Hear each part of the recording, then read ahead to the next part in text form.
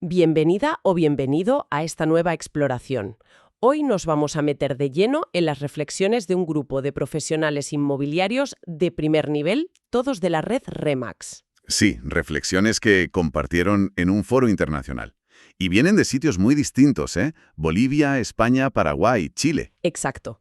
Tenemos acceso a sus conversaciones, a cómo contaron que navegaron un periodo de desafío e incertidumbre global enorme. Se referían seguramente a la pandemia, claro, a las cuarentenas y todo eso. Eso es. Y es una mirada, la verdad, fascinante, ver cómo se adaptaron casi en tiempo real, estando ahí, en primera línea. Precisamente. Vamos a ver cómo estos agentes, que vivían cosas muy diferentes, porque tenías cuarentenas súper estrictas en Bolivia y Paraguay, un semiconfinamiento aquí en España o cuarentenas por zonas en Chile. Realidades muy distintas. Muy distintas. Veremos cómo afrontaron la situación. La idea es sacar las estrategias clave, esos cambios de mentalidad, las lecciones que aprendieron y que, oye, igual sirven para cualquier sector. Esa es la misión. Entender qué hicieron los mejores, no solo para aguantar el tirón, sino para encontrar oportunidades donde parecía que no las había. Vamos a ello. Venga. Pues mira, empecemos por algo que salió mucho, el factor humano. Patricia Limón, que es una agente top en Bolivia, con premios y todo, Sí, la conozco de referencia. pues ella contó que su prioridad número 1 fue conectar con los clientes a nivel muy personal. Estaban en plena cuarentena, dura, ¿eh? 5ª semana, creo que dijo. Imposible visitar pisos, claro. Nada. Imposible. Y el reto era cómo mantener vivas las operaciones que ya estaban en marcha. Complicado, ¿sí? Y su táctica fue llamar a los clientes. Pero no para chuchar con el negocio, sino para preguntarles ¿cómo estáis? ¿Y la familia? Buscaba generar confianza, demostrar que se preocupaba de verdad. Ajá. Ella misma lo dijo, que fue un desafío trabajar ese tacto humano a distancia. Es que es interesante, ¿no? Cómo al desaparecer la opción más directa, la comercial, la visita, la firma, pues la relación, el vínculo, pasa a ser lo más importante. Totalmente. Pero, ¿era solo empatía o también, una estrategia inteligente a largo plazo? Yuval Benhaim, que es director regional de RE/MAX Chile y antes fue agente, Sí. él lo relacionaba mucho con la filosofía de RE/MAX, relaciones a largo plazo, no solo transacciones puntuales. Y decía, claro, los que ya cultivaban eso antes, pues jugaban con ventaja cuando la confianza se volvió el activo, el más valioso. Claro, ya tenían ese camino hecho. Y junto a la conexión, la mentalidad. Eso fue clave. Daniel Insa, otro agente de mucho nivel en Chile, Platinum, creo recordar. sí, él insistía mucho en no quitarle hierro a la crisis, era grave, pero había que verla como un obstáculo más, como un desafío. Usó una metáfora muy buena. ¿Cuál? Dijo que sentían que las reglas del juego estaban cambiando mientras seguían jugando. Uf, qué bueno. Mientras jugaban, esa es potente, ¿eh? Sí, Refleja esa incertidumbre total, la necesidad de improvisar, de adaptarse sobre la marcha. No había un manual, claro. nada. Yuval Benhaim incluso citó a Darwin, ¿no? Lo típico de que no sobrevive el más fuerte ni el más inteligente, sino el que mejor se adapta. Pero Daniel Insa le dio una vuelta más. ¿Ah, sí? Sí, habló de desaprender. Desaprender. Suena raro. Ya, contraintuitivo, ¿verdad? Se refería a que había que cuestionar y romper activamente con ideas, con creencias antiguas, cosas que dábamos por sentadas. Por ejemplo, Pues, por ejemplo, esa separación tan estricta que a veces hacemos entre la vida personal y la profesional, pues tuvo que difuminarse. Había que estar dispuesto a dejar de hacer las cosas como siempre se habían hecho, para encontrar nuevas formas. claro, abrir la mente. Y eso, reconocía Insa, cuesta. Requiere un esfuerzo consciente, sobre todo para la gente con más experiencia, que quizá tiene más equipaje que soltar, ¿no? Entiendo. Y mientras unos desaprendían, otros usaban el tiempo para aprender.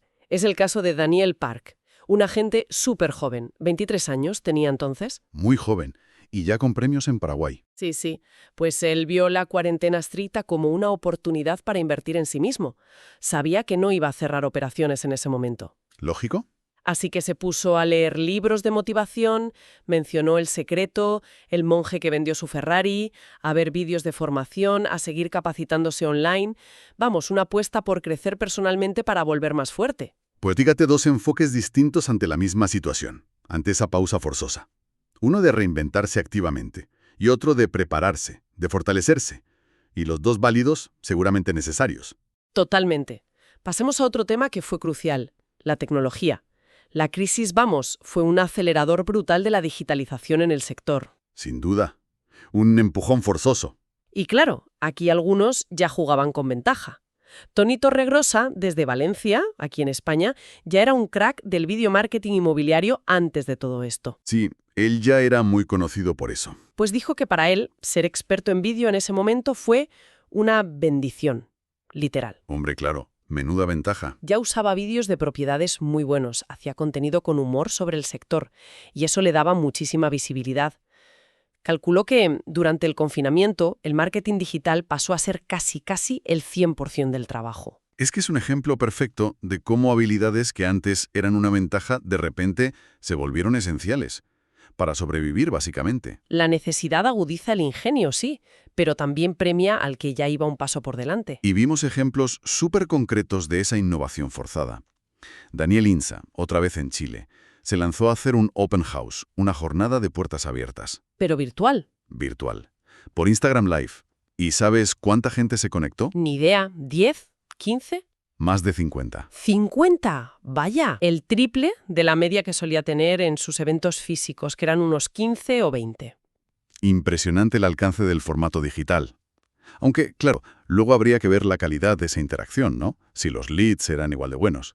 Quizá no sustituye del todo, pero como complemento es potentísimo. Desde luego. INSA también habló de otras tecnologías que se dispararon.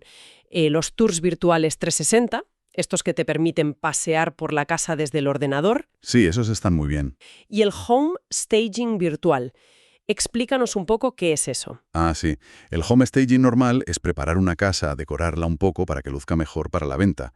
Pues el virtual es lo mismo, pero con el ordenador. O sea, amueblan digitalmente. Exacto. Coges fotos de habitaciones vacías y les metes muebles, decoración, todo digital. Ayuda mucho a que la gente se imagine cómo podría quedar, sin tener que visitar o si el piso está vacío. Soluciones directas para cuando no se podía visitar, claro. Pero lo interesante es lo que dijo INSA, que él cree que estas herramientas han venido para quedarse. Que no son solo un parche. Eso. Y tiene toda la lógica del mundo. Una vez que pruebas la comodidad, la eficiencia de estas cosas, es difícil volver atrás del todo. Sube el nivel de exigencia. Claro. Ya no vale con unas fotos reguleras en un portal. La gente espera una presencia digital mucho más currada, más interactiva. Una web propia, contenido útil. Estos tours, el listón está más alto para todos. Y esto conecta directamente con otro pilar que mencionaron todos, la red, el poder de la red. En este caso, la red RE/MAX. Daniel Park, el chico joven de Paraguay, Sí. dio un dato que me dejó pensando. El 80% de sus operaciones las cierra colaborando con otros compañeros de la red. El 80%. Es muchísimo. Ya que una buena captación no solo le beneficia a él, beneficia a toda la red.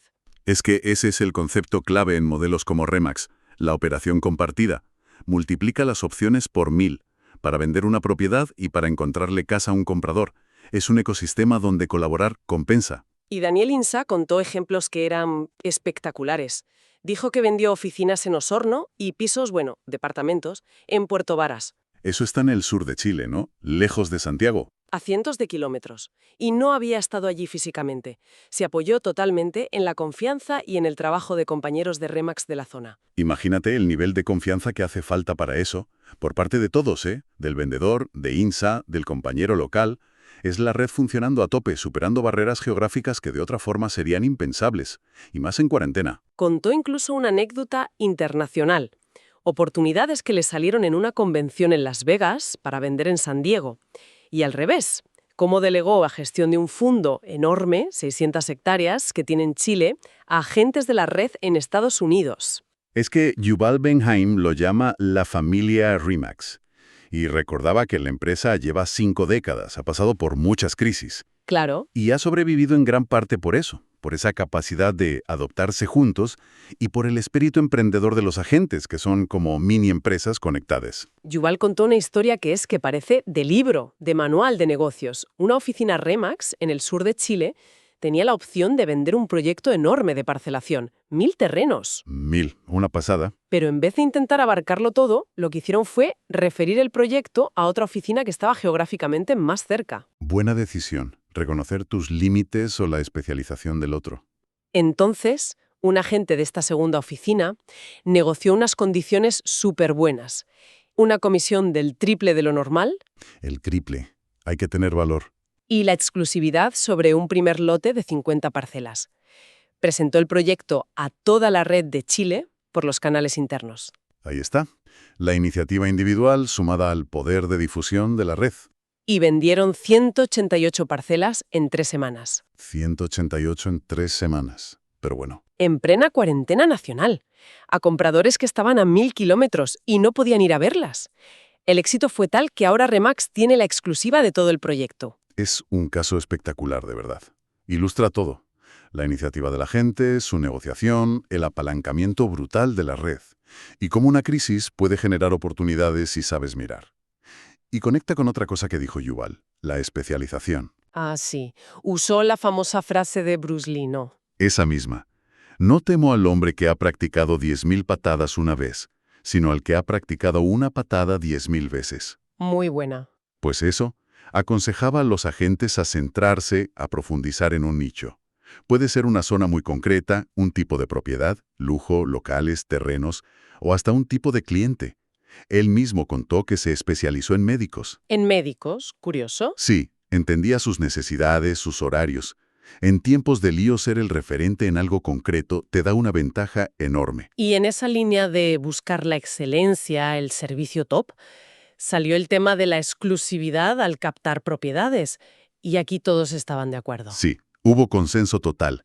Trabajar en exclusiva es más importante que nunca. Parece lógico, ¿no? Hombre, si vas a invertir tiempo y dinero en marketing digital bueno, vídeos, tours virtuales, en seguimiento constante, en darle ese mimo extra que necesita una propiedad en tiempos difíciles, pues necesitas la seguridad de la exclusiva para que te compense. Mencionaron cómo eran las comisiones con la exclusiva, que cambian según el país.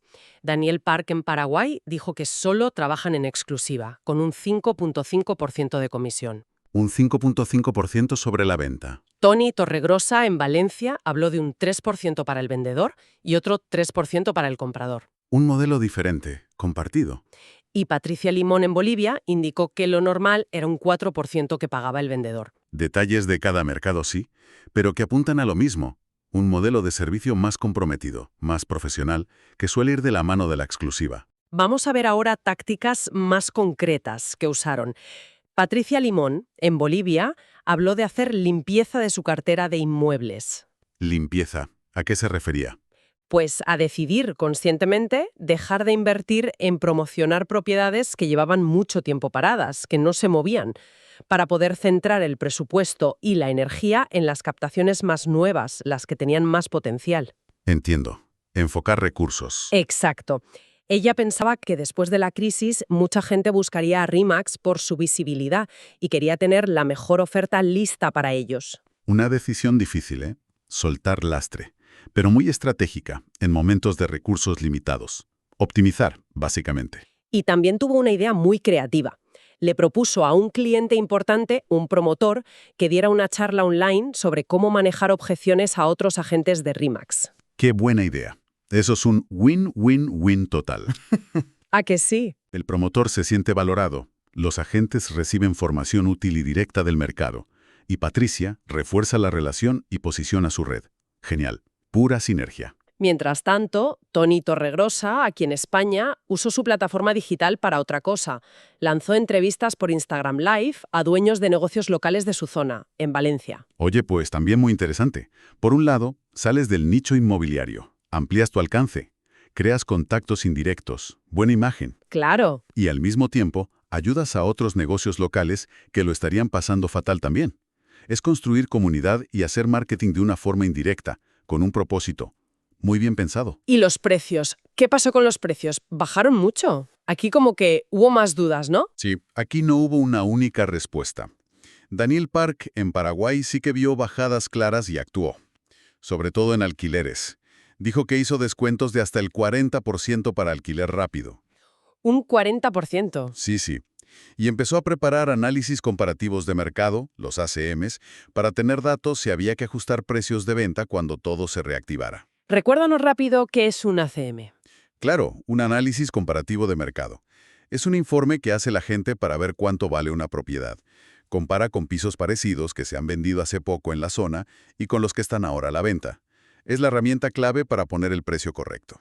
Vale, pues mientras Park usaba estos datos para posibles ajustes, Tony Torregrosa aquí en España era más prudente. Más cauto, sí. Él pensaba que el impacto real en los precios de venta no se vería hasta que se pudiera visitar con normalidad. Pero, eso sí, ofrecía hacer prevaloraciones gratis a la gente preocupada por el valor de su casa. Una forma de empezar la conversación, de aportar valor sin mojarse del todo con el precio final aún. Exacto. Pues fíjate, dos enfoques distintos, seguramente influidos por cómo estaba cada mercado y por su estrategia personal. Uno ajustando precios con datos preliminares y otro más a la espera pero manteniendo el contacto. La clave en ambos es estar informado y preparado. Yuval Benhaim animaba justo a eso, a estar preparados, pero también a ser osados, a buscar oportunidades donde otros solo veían problemas.